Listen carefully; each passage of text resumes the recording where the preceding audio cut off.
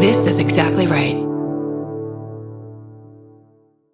This episode is supported by FX's The Shards, a seductive drama from executive producer Ryan Murphy. Set in 1980s Los Angeles, the series follows a group of glamorous, deeply entangled high school seniors drawn into a life of wealth, beauty, parties, and excess. At its center is Brett, whose reality begins to unravel when the arrival of a new student coincides with a series of mysterious murders. FX's The Shards premieres August 5th on FX and Hulu. Goodbye.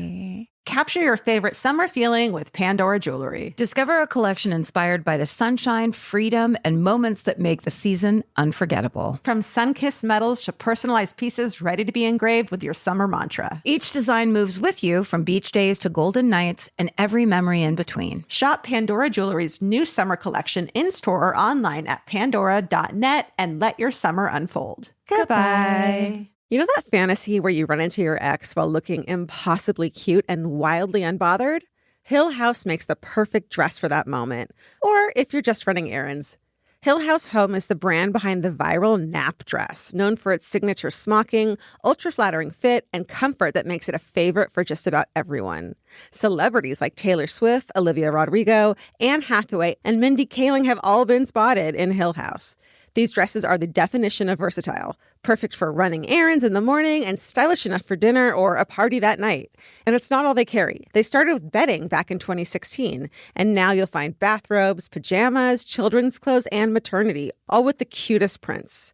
And it's so true. The hardest time picking out one nap dress because the prints are so dreamy and beautiful. But now that I have it, I'm going to wear it all day, every day. I'm going to throw on my leather jacket at night and look like a total badass. Cowboy boots or cute heels, whatever it is, this nap dress can make it look classy. You look like that classy lady you see at the airport. Hill House makes fun fashion that makes you feel good. Get 15% off your first order of $100 or more at hillhousehome.com with code MURDER15. That's MURDER15 for 15% off at hillhousehome.com. Goodbye.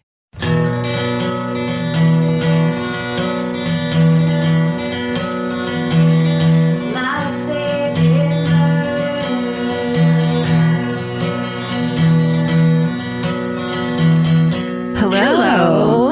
And welcome. What's my favorite murder?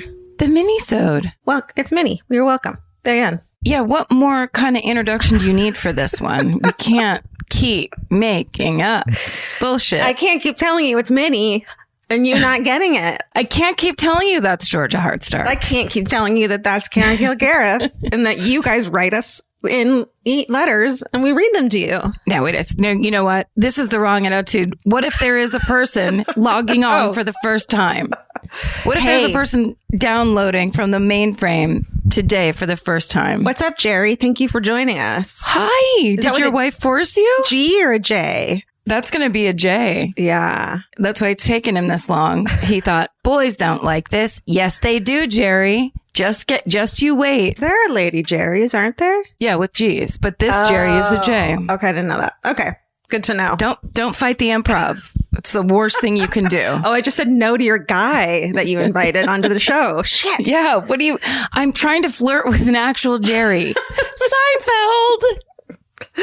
Oh, yeah. That's his name. Oh, you want to go first this week? Just to change it up? Sure. Come on. Let's do it. Let's just make Jerry think that this is how it's always. Jerry is going to be so fucking confused when it goes regular again. When he has to binge listen to every episode, he's going to be like, this isn't how I learned how it is. Okay. I thought the voice that sounds just like the second voice was the first voice. I've had them mixed up this whole time. Okay. This is called Slept in the Lap of a Serial Killer. Oh. Okay. It just starts. Growing up the son of a Church of Christ preacher, you see a lot of shit. And a lot of is one word. It's also such a guy thing to just be like, there's no hello. Nope. I don't have to talk to you about your pets. No compliments, of course. It's about my story. And here it is. Sir, go ahead. All right. One thing happened in 1976 when my family lived in Jeffersonville, Indiana, that I will never forget. I was 6 years old at the time. My father would often counsel people with typically the goal of baptizing, i.e. saving them, which is basically the job of a preacher. One of these cases I will never forget. It was a man named James Lofton. He was 31 and married to his pregnant wife. My folks took them and my younger brother and I to dinner one night. As we drove home, I fell asleep in the back seat in Mr. Lofton's lap. After they were both baptized a few weeks later, during a Sunday morning sermon, Mr. Lofton stood up in the middle of the sermon and yelled, "Y'all need to listen to these man because he is speaking the truth." Yes, yes. Now, acting out in church is my favorite because you know there's something going on. And no one does it. No. He says, now this thing wasn't normal for your average conservative Church of Christ service. No. I remember it being extremely awkward. Yes. People get scared when you yell in church. Even a 6-year-old is like, that's not how this goes. You're supposed to be paying attention to the guy up there, not people in the middle. A few weeks later, Lofton stopped coming to church. His wife contacted my father saying she was worried about him and that he was acting very strange and not coming home at night. Within a few days, Lofton and a younger accomplice took a car salesman from Louisville, Kentucky, across the river from Jeffersonville, Indiana, on a test drive. They drove onto the Louisville Bridge and shot the salesman in the back of the head, where he fell into the Ohio River. A few days later, Lofton, this time alone, beat to death a couple with an axe and set fire to their house. After that, he was captured by police and put into a jail where he would soon escape. Just a day later. Whoa. He then called my dad, who pleaded for him to turn himself in. I remember the police staking out our house to both protect us and also capture him if he decided to come by. The police did eventually catch him within a few days, and he was convicted of 1 count of capital murder in Kentucky and 2 counts in Indiana. He received 3 consecutive life sentences. If he's still alive, he would be 75 years old. So that's my story. Love your show. And you two sexy ladies, stay that way and don't get murdered.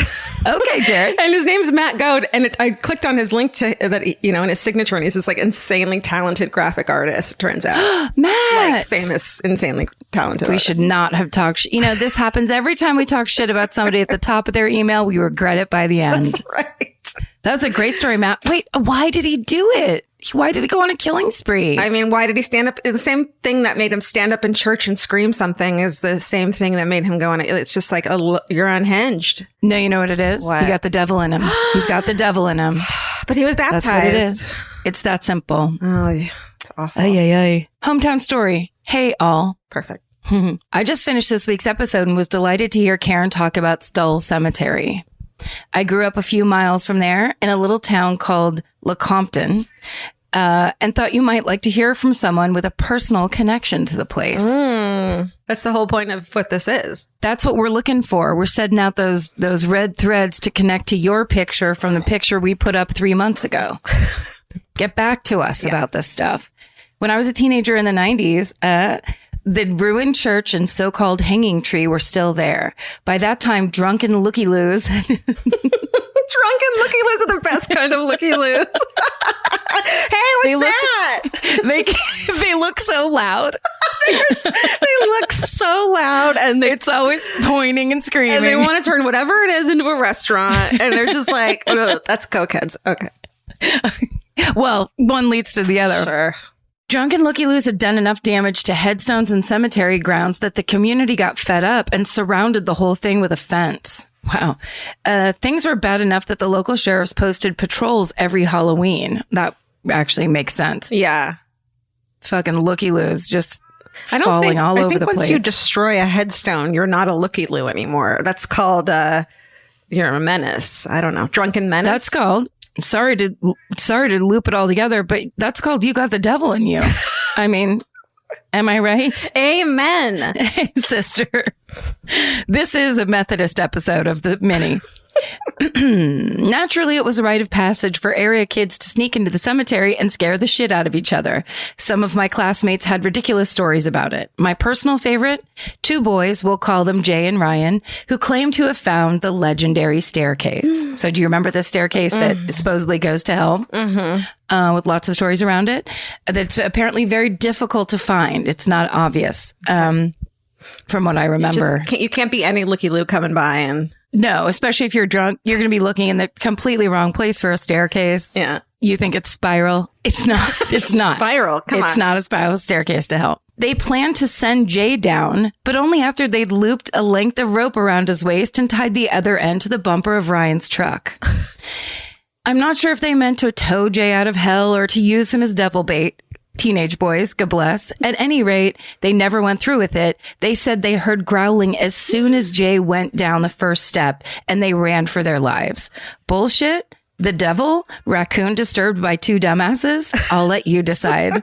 I never bought into the lore because my parents say the stories that only started circulating when they were teenagers in the 70s, and because I have family connection to the cemetery. I'm not Amish, just descended from German farm stock. My dad's grandma May and grandpa John are buried there. I never knew John, but my great-grandma May lived to be 92, dying in 1991 when I was 8 years old. May was a tiny, sweet lady who burned the shit out of fried bologna sandwiches every time. Each Memorial Day, until I moved away for college, I visited the cemetery with my family to leave flowers for my great-grandparents. We'd often stand in the shade of the infamous tree as we paid our respects. Dad's always been frustrated by the legends about Stull because they've led to people fucking up the cemetery grounds. To me, Stull Cemetery is just a peaceful, sad place like any small country cemetery, but it's fascinating to track how these kinds of legends come into being. Thanks for the hours of entertainment and for building a fabulous community, Lauren. Oh, that's sweet. That was a heartfelt, touching story. Yeah, and then it was a little behind the scenes of Stull Cemetery, the gateway to hell. And then it made me remember that Vince made me my first ever fried bologna sandwich, because that's totally a Midwestern thing. It is. I've never had a fried bologna sandwich. It's pretty good. Did you like it? Yeah, of course. Does fried it taste and like bologna. It's like, what? Yeah, I was going to say, is it like a flat fried hot dog, basically? It's like a grilled cheese, but with fried bologna in it. Okay. It's great. Yeah, I'm seeing it. I can picture it now. Okay, Mimi is acting up. Mimi's in. Mimi. Okay, this is called... Scream for the microphone, Mimi. Mimi. Scream. Mimi. There she is. Okay, lay down, please. I think we're going to post this as a video on the fan cult, so you'll be able to see Mimi just getting cat hair all over me right now. Okay, this is called Our Mother... It's amazing video. You know the thing that people haven't seen enough of? Cats. Okay, this is called Our Mother-in-Law Was Patty Hearst's Escort for Her Trial. Yes. Hello, MFM crew. I've been meaning to write this story for some time, but it wasn't until I mentioned it to my ex-husband's wife and fellow murderino Maddie, who said she hadn't heard the story, that we asked our mother-in-law to tell us all the details over a socially distant Mother's Day brunch. That's what Mother's Day brunch is for, is tell us about your crazy stories. With your husband's new wife. Whatever. That's modern and bold, and I like it. It's very emotionally intellectual. Emotionally intelligent. It is. It's emotionally intellectual is like a little bit snobby. That's a little like you're bragging about knowing the difference between sociopaths and psychopaths. Okay. So actually, this is funny. Our mother-in-law, Jerry Jewett, I must have picked that up, the Jerry. Was hired by the U.S. Marshal's office in San Francisco as a secretary upon graduation from high school. She was hired for the job by a bunch of old men, and she said she got the job because, while facing a wall, her boobs hit before her toes did. Yay for 70s sexism, right? What? Wait a second. That was the job interview? Well, essentially, probably. Do you think Jerry Jewett was being sarcastic when she told that story, or this was like a literal, this is how she got the job? I mean, yeah, they probably hired her because she looked a certain way. Yeah. She was, it's like Dolly Parton. It's like 9 to 5, Dolly Parton. Secretary culture, sexism culture, boobs against the wall culture. Boobs against the wall. That wouldn't work for me. This A-cup is... not hitting the wall anytime soon. Anyway, the Patty Hearst case was the biggest thing in the news, and when she was arrested and tried, she had to have a female escort or matron with her at all times during transport and the trial. Being that Jerry was one of only 2 women in the entire place, she was assigned to be Patty's matron. She was required to remove Patty from her cell, take her to and from the car, back and forth from the jail in Redwood City to the trial in San Francisco, and be there with her on any breaks, take her to the bathroom, etc. Our mother-in-law, in all her naive 20-year-old wisdom, got in trouble for many reasons during this assignment. One being she let Patty kiss her boyfriend and fellow SLA member, Stephen Solia, through the cell bars. She's romantic. She's let him smooch, but also it's the guy who kidnapped her. So, yeah. I see. I see the problem with that. I see how it's problematic. I see it now. During Patty's 1975 arrest, the police used Jerry as a decoy in the marked van to distract the media while they took Patty out through the back in an unmarked car.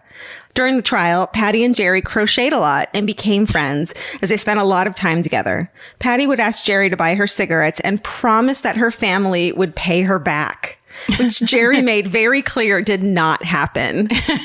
Ooh. That's the very rich. They always forget to give you $15. Right. They don't realize that $15 is so much money to you. Because that's not to them. You'd have to say to them, listen, Patty, I need this $15 back because to me, it's $2 million. Exactly. Yeah. Right. Jerry says that Patty was just like any normal young woman, but she does think Patty had been brainwashed. In the 1988 movie Patty made about her trial, she named one of the jurors Jerry Jewett as a tiny nod to our mother-in-law. We asked her if they had talked since the trial was over, and she said no, but that she had, quote, twittered at her. But Patty never twittered back. No. Said. Anyway, we knew that we had to share this amazing story with you ladies, and also want to thank you for what you do. We adore you. SSDGM, Rachel and Maddie. How? Like this is that's like history, and you're crocheting like in history. Let's see. This just starts high all. This is my dad's story. My dad is a boomer, which means he was able to pay for his education at UC Berkeley by working a few side jobs. I mean, my dad says that all the time. UC Berkeley, it would like cost $5,000 back then. Yeah. It was so cheap. Yeah. And then we're like, why can't you pay your way through college now? And it's because it's $150,000 for fucking one semester. I made that up. And then the interest on that student loan, make sure that you're going to keep paying the student loan well after you've paid it off 3 times. But don't worry, the job market when you get out of college is fucked, and your opening job is fucking $30,000. Okay. Yeah. Done. Jerry, stop fucking. Jerry, stop it. My dad is a big guy, so one of these jobs was a security guard for a warehouse in Emeryville. There had been a string of warehouse robberies, so his job was to patrol the floor alone until morning. He was instructed to never, under any circumstance, let anyone into the building. The job is going well until one shift when there's banging on the warehouse door.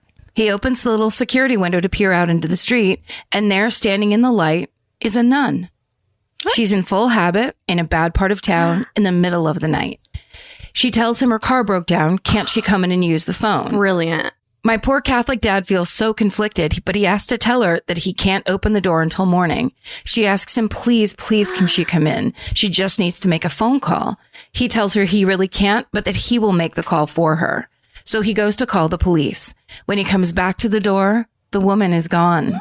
The police arrive, and there is no broken down car and no nun. Oh my God. Was she really a nun in trouble, or did she have a costume and hidden accomplices who would have robbed the warehouse, possibly harming my dad in the process? We'll never know. Maybe my dad will find out when he gets to Catholic heaven and meets a pissed off nun. Actually, at the gates, they're like, remember that nun you didn't help? Bye. You're going down. You're on the water slide straight to hell. Straight through the Stoll Cemetery into hell. Slide. Bye. Stay sexy and don't trust someone just because they have a uniform, Emma. I love that because I feel like all of us would have opened the door. Like your first instinct is to open the door, and he refused to. As a Catholic, especially.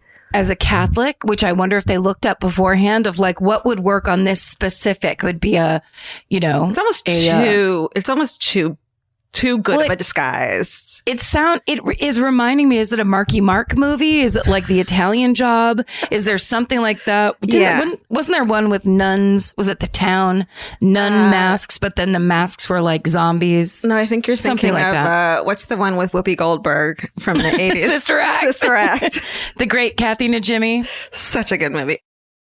This podcast is brought to you by Squarespace. Every successful small business starts with someone saying, I wonder if people would actually buy this. Squarespace gives you everything you need to find out. From consultations to events and experiences, you can showcase your skills with a customizable website designed to attract clients and grow your business. With Squarespace's collection of cutting-edge design tools, anyone can build a beautiful, professional online presence that perfectly fits their brand or business. Get paid on time with professional invoices and online payments. Plus, streamline your workflow with built-in appointment scheduling and email marketing tools. Head to squarespace.com/murder for a free trial. And when you're ready to launch, use offer code MURDER to save 10% off your first purchase of a website or domain. Goodbye. Every piece of furniture you own has a story. Sometimes it's an heirloom, and sometimes it came with the house because it was too heavy to move. If you're ready to start a new chapter with your home decor, there's Article. Article makes it effortless to create a stylish, long-lasting home at an unbeatable price. They take great care in curating their collection, focusing on pieces that stand the test of time. We've talked about Article for a long time. There are pieces in that catalog that are so affordable that are room changers. And if you go through there and there's like a little something you don't even realize you need it until you see how they have stuff set up or what style combinations that they're doing with. They do the boho chic. There's mid-century. It's a little bit modern. It's something new.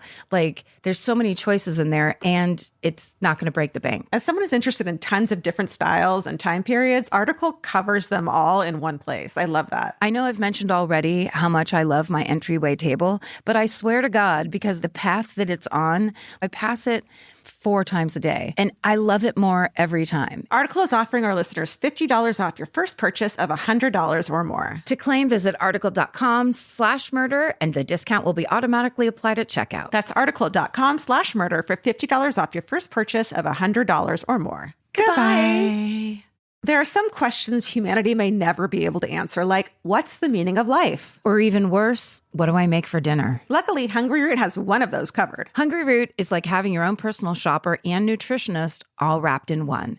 They'll take care of the weekly grocery shopping and recommend groceries and meals tailored to you. Imagine a world where shopping, planning, and cooking food is simple and stress-free. That's a reality with Hungry Root. Once you tell them about your goals and preferences, they fill your cart with personalized recommendations. And those recommendations get smarter as Hungry Root learns more about what you did or didn't like. Most of Hungry Root's recipes can be made in just 15 minutes or less. I complain about dinner and cooking and that kind of stuff constantly. And Hungry Root provides exactly the thing I'm complaining about's solution. Like they make a zesty chicken avocado sweet potato bowl that is exactly what I want at the end of the day, but would never, ever take the time to make. And with Hungry Root, it's just right there. It's waiting for you. For a limited time, get 40% off your first order, plus get a free item in every box for life. Go to hungryroot.com/MFM and use code MFM. That's hungryroot.com/MFM, code MFM to get 40% off your first box and a free item of your choice for life. Goodbye. This one's called Human Skin Book Bindings at the Mutter Museum. Dear Karen, Georgia, and co. On behalf of the staff at the College of Physicians in Philadelphia, well known for its Mutter Museum, we are huge fans of your podcast, which is such an honor. That museum is so fucking cool and badass. I'm so bummed I've never been there yet. In your most recent episode, the question of how common was the practice of binding books in human skin came up, and we wanted to offer our expertise. Hell yes, Mutter Museum, Mutter. Our historical medical library just happens to have the largest confirmed collection of anthropomorphic Anthropodermic? Like derma? Karen, you're so smart. You're right. I love words. Anthropodermic books in the country, so we thought we'd share what we know. It wasn't uncommon for 19th century physicians and surgeons to tan human skin and subsequently use the leather as book bindings. Traditional 19th century tanning began by soaking an animal skin in lime water. After the skins had soaked, any flesh, fat, and hair was removed from the skin by hand. Ew. Mm-mm. The defleshed skins were soaked again in lime water for a few days and then soaked in baths of tannin, usually derived from tree bark, that were made progressively stronger over a period of weeks or months. Once tanned, the skins were dried, rolled, and pressed into leather. Of course, this brings up the question of whether the doctors had their patients' permission, which in many cases can't be confirmed. 3 of our 5 anthropodermic books came from the skin of one woman, Mary Lynch, who died of trichinosis on January 16th, 1869 at Old Blockley in Philadelphia. One of her attending physicians, John Stockton Howe, removed a piece of her skin from her thigh sometime between her death and burial. In June of 1887, Howe used the skin to partially bind 3 books, all dealing with women's reproductive health. We don't know if Howe had Mary Lynch's permission or why he chose to bind books about conception and childbirth with her skin. These 3 books, in addition to the other 2 anthropodermic books in the library collection, represent a unique convergence of text and medical specimen. The books as collections of text remain valuable sources in the history of medicine. The books as objects force us into uncomfortable considerations of the use of human skin in bindings and whether the use of human skin diminishes the value of the text, rendering them mere objects of mortal curiosity. So smart. If you're ever in Philadelphia, we would love to give you a private tour and we'd love to take it. Oh, please. Stay sexy and don't let your skin be turned into a book without your consent. The staff at the Muter Museum of the College of Physicians of Philadelphia. And then I remembered that I have a friend who's this really smart librarian who was working on a book about this practice. So I looked it up and it actually comes out next month in October. How fucking weird is that? It's called Dark Archives, a librarian's investigation into the science and history of books bound in human skin. And her name's Megan Rosenblum. I completely forgot that I knew this girl. That's such good news that book is coming out, because I would love to know why they did that and what apparently it just doesn't. It's so creepy to me. This book gets into all of that. How cool is that? Because we've heard a couple stories about creepy doctors where I'm thinking this doctor that did that with this story that you just told. Right. May have been a creep. Could have been. Yeah. Sounds like it. Real good. I don't know. But then maybe in this book, it explains that it was like some, I don't know, what would the explanation be that would make me feel better? I'm not sure. There isn't. There can't be one. I mean, it's a bit history, maybe for like history's sake, you know? I mean, but it's a book. I know. Just use fucking paper and leave people alone. Well, I bet you'll find out in the book Dark Archives by Megan Rosenblum. Here's my last one. This just starts, hi, y'all. I grew up in the East Bay, Concord, California. In middle school and the beginning of high school, I used to walk home with my brother, and one day I started receiving calls from an unknown caller. The only sound from the phone calls would be heavy breathing. This scared the living shit out of me. For years, I would receive these phone calls at random times, just heavy breathing into the receiver. Jesus. At first, I thought, I have a stalker. At 13 through 15 years old, I thought I was going to get murdered, but also thought this would be such a great TV show. Lifetime TV show. They are not wrong. I never told anyone. In retrospect, not sure why I never said something, but whatever. Finally, 2 years after these random phone calls started, I received the last unknown call. I was walking home with my best friend Haley, expecting a phone call to come through, but it never did. We finally get to my house, and I get the phone call. The heavy breathing right into the fucking phone. Then I realized I could actually hear the breathing.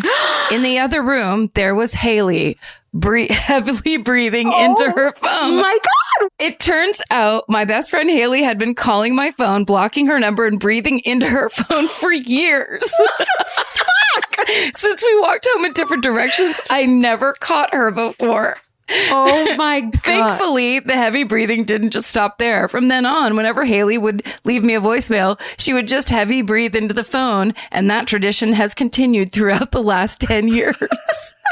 I now live in San Antonio, Texas, and Haley's still in the Bay Area. We're both almost 28 years old. She's still my best friend, even though she terrorized me for years. She grew up to be a beautiful wife and fantastic mother to a sweet baby angel, 1.5-year-old little girl.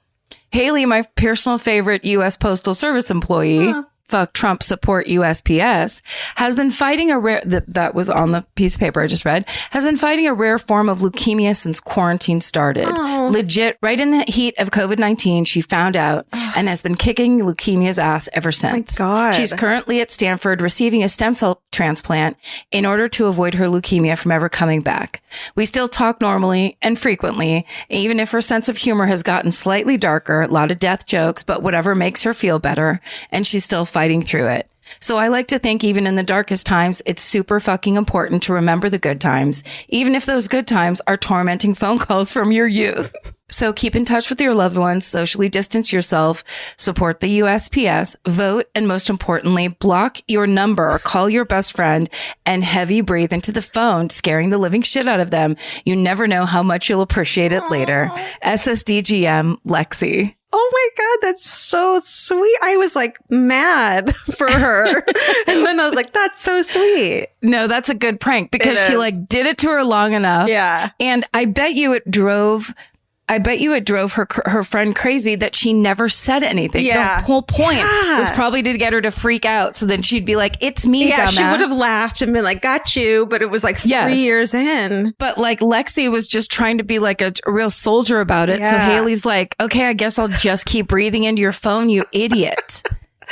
Oh my God. Amazing. I love that story. That was good. I think that's hilarious. So many levels. Yes, wow. It is. Wow. And Haley, keep kicking leukemia's ass. Please do. Please do. Wow, that was incredible. That was a great last story. Send us your stories that are like that or not like that or like whatever you want them to be. Jerry, it can be anything you want. We do grandparents. We do stuff stuffed in walls. We do, of course, traditional hometown, just the scariest murder you heard about when you were growing up. Or like tell us a funny story from the set of Seinfeld that like no one would know about. Oh my God, wouldn't that be? This one time, Elaine couldn't stop laughing at Jerry Stiller. Did you ever hide anything in the cupboards? What was really in the cereal boxes?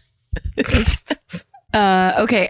If this gets posted and anyone snitch tags Jerry Seinfeld, you're kicked out of being a murderino for real. This is not something we want to get back to him. Don't be a nerd. He's not going to Twitter. Right. He's not going to Twitter her back at us. Just like fucking Patty Hearst won't either. None of them. We're going to get iced out. So don't approach it. Don't approach it. We don't need it. We're just having fun. Yeah. Let's all keep calm, cool, and stay sexy. And don't get murdered. Goodbye. Elvis, you want a cookie? This may surprise you, but clothes that feel good and look good don't have to be mutually exclusive. Designs that make you feel as good as you look is what Hill House is known for. Hill House Home invented the viral nap dress. Hill House makes fun, versatile fashion that elevates your look. I now own 3 nap dresses. I love them. They're so comfy and cute. Pockets for days. You know? Get 15% off your first order of $100 or more at hillhousehome.com with code MFM15. That's MFM15 for 15% off at hillhousehome.com. Goodbye. The best time to think about home security is before you need it. That's exactly why there's Simply Safe. Traditional home security only alerts you after a break-in has already happened, and that's too late. Simply Safe is changing that. Simply Safe's US-based live agents identify threats on your property and help deter them so intruders never get to your house. The system is customizable so you can build one that fits your home and your specific needs. The 24/7 professional monitoring is effective and affordable and won't lock you into a long-term contract. I think that's what's so scary for so many people is that long-term contract. And like, what if it turns out you don't like it or need it, but they don't have that because they know you'll like it and you'll know that you need it and feel so much safer when you have it. Like at this point in my life, I would never go without a security system on my house. I just feel safer with actually having Simply Safe around. There's a whole staff at Simply Safe that's waiting to talk to you and help you out. Right now, you can get 50% off your new system by visiting simplysafe.com/MFM. That's half off at simplysafe.com/MFM. There's no safe like Simply Safe. Goodbye. Vacation planning should feel like a breeze, not a deep dive into countless travel sites searching for the best deal. With Cheap Caribbean's Budget Beach Finder, you can search every destination and every date all in one search. You'll save time and money with the Budget Beach Finder. Say goodbye to endless scrolling and tab hopping and hello to Budget Beach Bliss at your fingertips. Go to cheapcaribbean.com to try out the Budget Beach Finder and see just how stress-free vacation planning should be. Goodbye.